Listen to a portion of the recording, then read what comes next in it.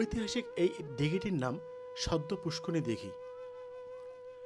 রংপুর সদর উপজেলার ৪ নং সদ্য পুষ্করণী ইউনিয়নে অবস্থিত এই দিঘিটি। এই দিঘিটি এবং এর সংশ্লিষ্ট গ্রামটির নামের উৎপত্তি সম্পর্কে একটি ঐতিহাসিক ধারণা প্রচলিত আছে।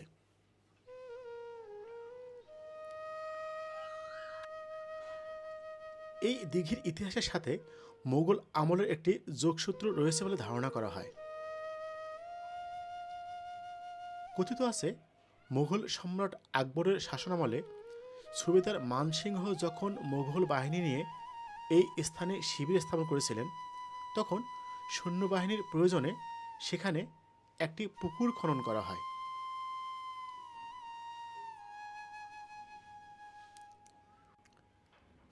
এই ঘটনা থেকেই গ্রামটির নাম সদ্য পুষ্করিণী হয়েছে বলে লোকমুখে এই ধারণা প্রচলিত আছে। সদ্য অর্থ হচ্ছে এইমাত্র, এবং পুষ্করিণী অর্থ পুকুর বা দিঘি।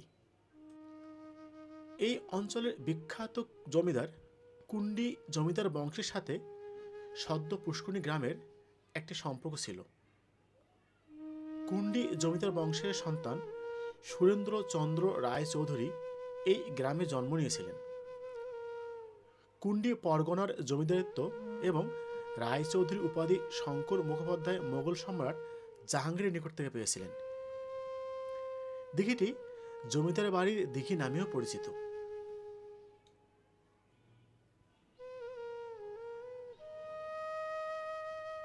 এছাড়াও অন্য একটি সূত্র মতে এটিকে বখতিয়ার খলজির সৈন্যদের খনন করা দিঘি বলেও উল্লেখ করা হয়েছে, যার আনুমানিক সময়কাল ৬০০ বছর আগে।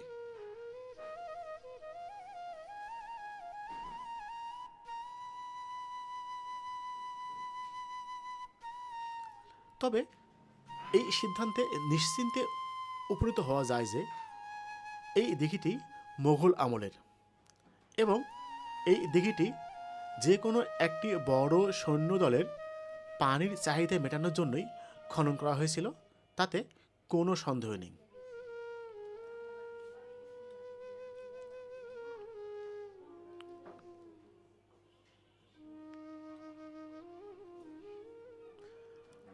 ধন্যবাদ সবাইকে সাথে থাকার জন্য।